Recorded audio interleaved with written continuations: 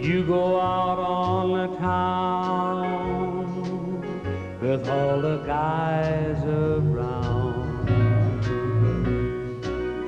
You always seem to pass.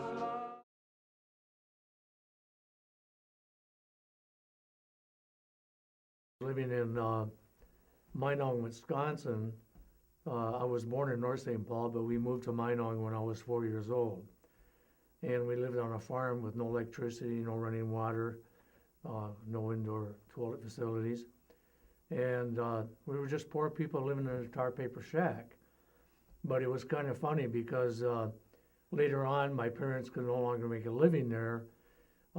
So they moved up to Hawthorne, and they worked at the Middle River Sand. And I remember when we left that place, I cried. We didn't have a lot. We had a great family, and there was a lot of love, and had good times there. Really missed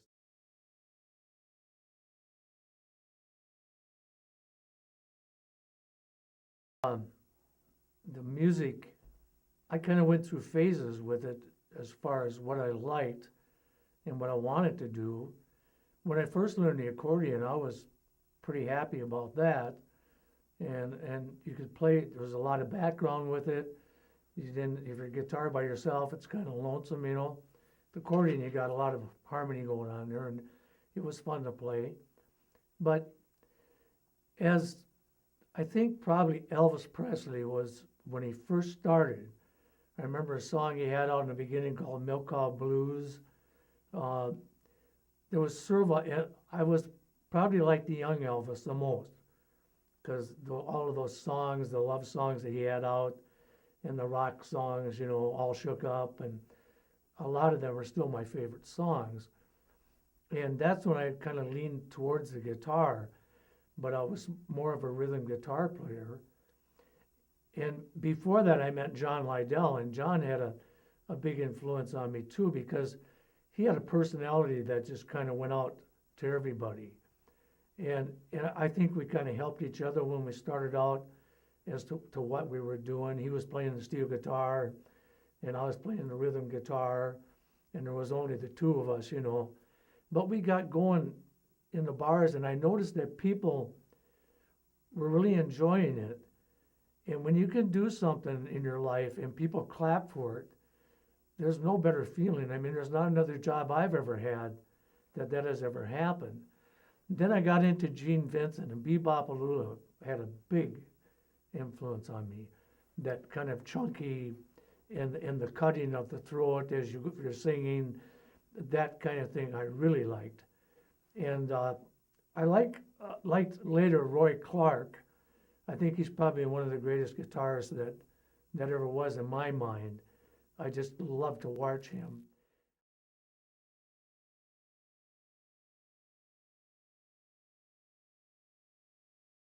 Well, that's kind of a long story. I guess a really kind of short story. We lived in Seneca, Illinois, just out of Chicago, and I had an office in Chicago as a vice president for Northern State Steel Builders. And I was gone all the time, and our kids were getting close to being out of school, and we wanted them to go to college, but it wasn't working. And we had played music in church as a family, and Lois and I, and what have you, you know, and around for graduations and stuff like that. And we always had the neighbors over. We had a piano and an organ, guitar and accordion and banjo in our little mobile home, you know. We always had the kids over there.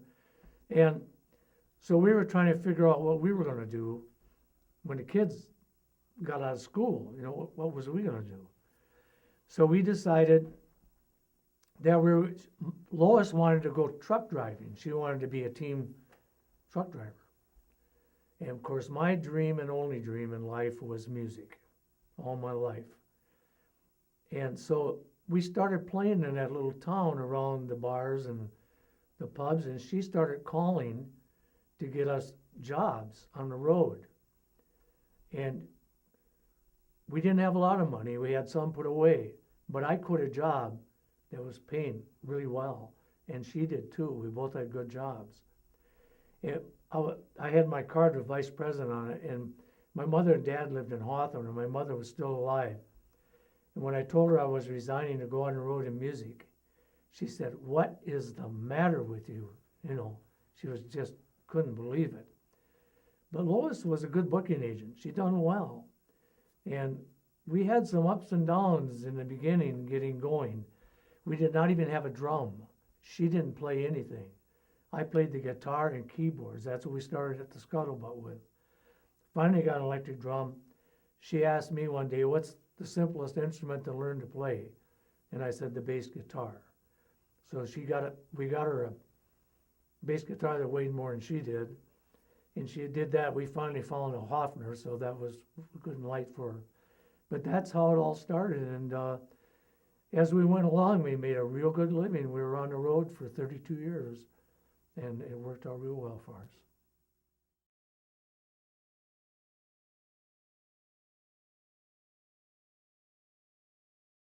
Okay, marriage and music. Len and I got married in 1961, and Len was working with, I can't think of his name. Rich Lazarski was a accordion player. He was a blind accordion player, and Len was playing with him out at Gozel's. There's a little pub out in the country somewhere, God only knows where. And I used to go and listen to him, and my brother, who was separated from his wife, used to come, and Skip and I would just dance and dance and dance all night long, and it was fun. It was a real lot of fun. And then Len and Johnny got together, and I got to be friends with Dolly. And at that time, I was already out of the sand. Len and I were married, and I was pregnant. And then they decided they wanted me to go back at the sand. And so Dolly and John offered to take our baby until I could come back out of the sand and take over for him.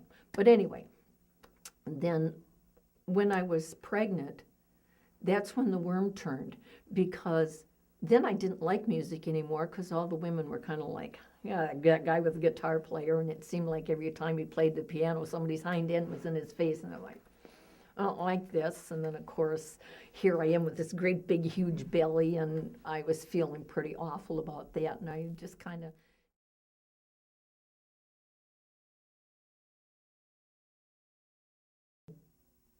We had, well, what actually happened, the first thing was a guy came to me from, we weren't even shopping yet, came to us from Arizona, and he wanted to buy everything I wrote that I had for $2,500. Now, get it, nothing had been done with this music since 1964, probably. And Lance had been... And this was 85? Yeah, No, later wait a than that, no. It's later than that, 2000 something. 1989? 2009, because Yeah. that's when the proposal, that's what But it was. anyway, Yeah. anyway, they started shopping. Lance was starting to shop it, and we had some hits on that too. So then we decided not to sell the rights. And then along came the movie The Proposal, and it's in the background in that movie. It's and after that we got several television things. We have June Carter Cash story. We just had The Perfect Guy. My songs in that one. Take Some Love just went into what was the name of that? Do you remember? Badsville. Yeah, that Badsville. It's And a internet kind of a movie. Then I don't know how CSI, that we've works. had two episodes of CSI. I can't think of all the other movies. There's a bunch of them. About 20, I think we got 22 20, now. no, 20. There are 20. 20 that have been sold. Yes, that have been sold.